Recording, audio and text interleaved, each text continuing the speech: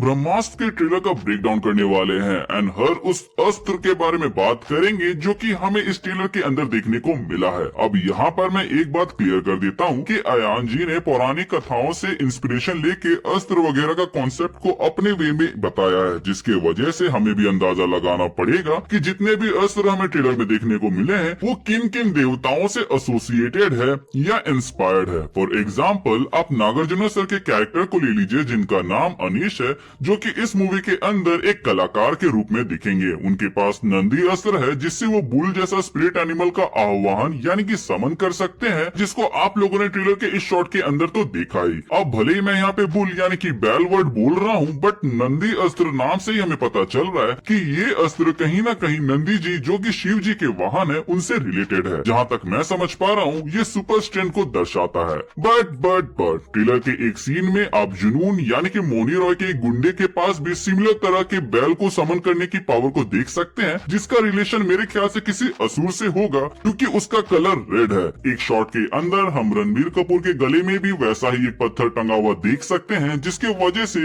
वो असुर के जैसा ट्रांसफॉर्म हो रहा था। और असुर से याद आया कि महिषासुर भी बैल के जैसा दिखता है, तो हो सकता है कि यहाँ उससे कोई रिलेशन हो, ना कि किसी देवता से यहाँ पर इसका कोई रिलेशन हो। प्लस ट्रेलर के बीच में हम रणबीर कपूर के कैरेक्टर शिवा को दुर्गा पूजा का भी पार्ट बनते हुए देख सकते हैं, तो मे भी कोई ना कोई रिलेशन हो।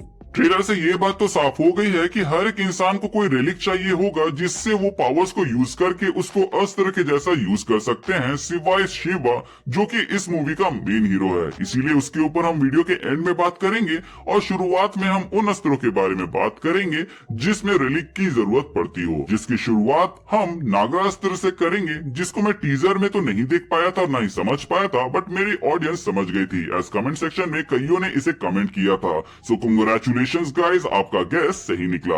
अब बात करते हैं इस नागा अस्त्र की, तो बॉस ये अस्त्र मेरे ख्याल से नागलोक से बिलोंग करता होगा, जो कि इंसान को इसलिए दिया गया हो ताकि वो अपनी रक्षा कर सके। यहाँ पर हम साफ देख सकते हैं कि जो तीर छोड़ा जा रहा है वो सीधा नहीं जा रहा, बल्कि सांप के जैसे जिगजैग होकर टारगेट को लग रही है, जिसके बाद से उस तीर में जैसा जहर होगा वो असर कर रहा है उस टारगेट के ऊपर। इसके अलावा इससे निकलने वाले तीर का इस्तेमाल रस्सी के जैसे भी किया जा सकता है टारगेट को बांधने के लिए। नागास्त्र को चलाने वाले का नाम तो हमें नहीं पता, बट शायद तक उसको प्ले कर रहे हैं विशाल कारवार जी। अब आते हैं अगले अस्त्र के ऊपर जो कि इस सीन में दिखा, जो कि इंद्रदेव से रिलेटेड हो सकता है। एज आप इस कैरेक्टर को शील्ड बनाते हुए देखते हैं, साथ ही साथ ये बंदी हाथी के एनिमल स्पिरिट को छोड़ते हुए दिखती है जो कि इंद्रदेव का वाहन है। तो उसी तरह हो सकता है कि इस बंदी के पास अरावत अस्त्र हो, एज अरावत इंद्रदेव के वाहन का नाम था, प्लस वो हाथी था।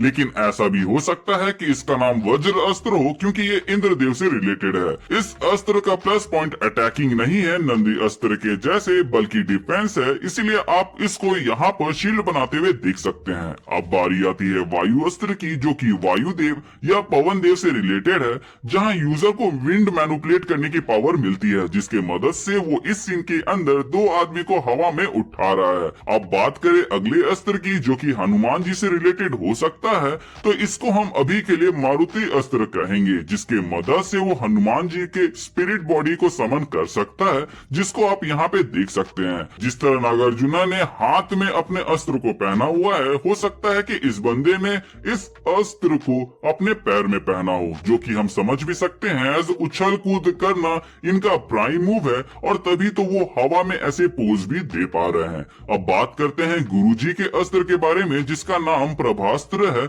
जो कि स्वॉर्ड ऑफ लाइट है, जिससे हम समझ ही सकते हैं कि ये सूर्य देव से रिलेटेड है। ये बेसिकली एक तलवार है, बट इसको वो चाकू के जैसा छोटा भी कर सकते हैं, जैसा कि हम इस सीन के अंदर देखते हैं।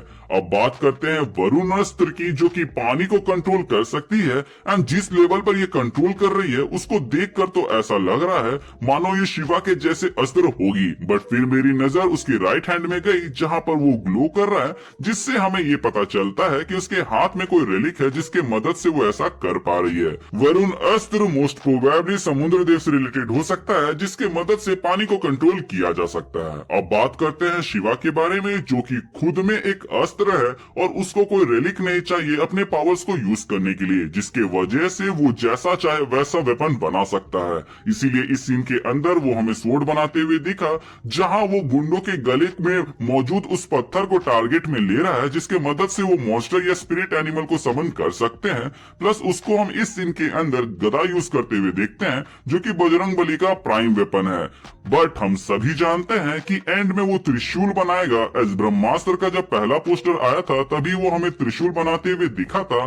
साथ ही साथ जब नाम ही शिवा हो तो शिव के हाथ में त्रिशूल ना हो ऐसा तो हो ही नहीं सकता।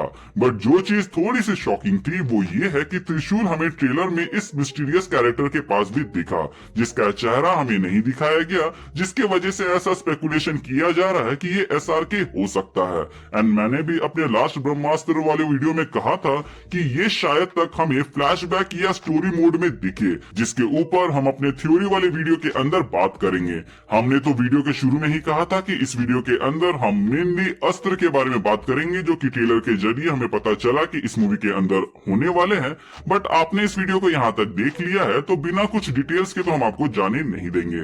जैसे कि इस सीन के अंदर आप शिवा के आजू बाजू आग की जो मार्किंग को देखते हैं वो सूर्य देव का रेफरेंस हो सकता है। इसके अलावा इस सीन में जो जलता हुआ पंछी हमें उड़ता हुए दिखता है हो सकता है कि ये शिवा का ही हो, एज हम उसको डिफरेंट तरह के अस्त्र बनाते हुए देख चुके हैं, तो शायद तक वो डिफरेंट तरह के एनिमल स्पिरिट को भी समन कर सकता है। रही बात मोनी रॉय की, तो क्योंकि ये नेगेटिव रोल में है तो इससे तो ऐसा ही लग रहा है मानो वो असुरों से पावर लेती है इन पत्थर के जरिए। एज इस सीन के अंदर जब शिवा के गले में ये पत्थर था तो उसको भी हम असुर जैसा ट्रांसफॉर्म होते हुए देख सकते हैं, जिससे ऐसा लगता है मानो यहाँ जो बैकग्राउंड में जो पत्थर के क्रैक्स दिख रहे हैं उन्हीं के टुकड़ों को इस्तेमाल करके जुनून और उसके गुंडे लोग को इस डायमेंशन से पावर मिलती है। शिवा का इस मॉन्स्टर में बदलने वाले सीन को देखकर तो ऐसा ही लगता है कि भले इस मूवी की मेन विलन जुनून यानी कि मोनी रॉय का कैरेक्टर हो, बट शायद तक वो ये सब किसी को आजाद करने के लिए कर रही है, जिसको आप एक सेकेंड के लिए इस सीन के अंदर देख सकते हैं, जो कि आगे जाकर ये येलो कलर का वेव वाला अटैक भी छोड़ता है, जो कि मोस्ट प्रोबेबली मूवी के एंड तरफ ही होगा।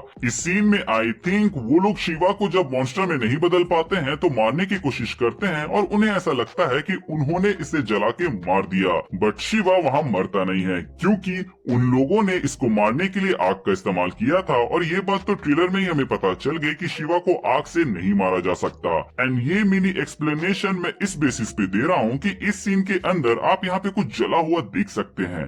प्लस टीजर और पहले के कुछ प्रोमोज में आप लोगों ने देखा होगा कि इसी मूर्ति के जरिए आग छोड़ा जाता है शिवा के ऊपर, जिसको मैंने पहले ऐसा सोचा था कि ये पावर अप वाला सीन हो सकता है। खैर ये तो मेरे अजम्पशंस एंड थ्योरीज हैं, जिसके सही होने के चांसेस उतने ही हैं जितने गलत होने के।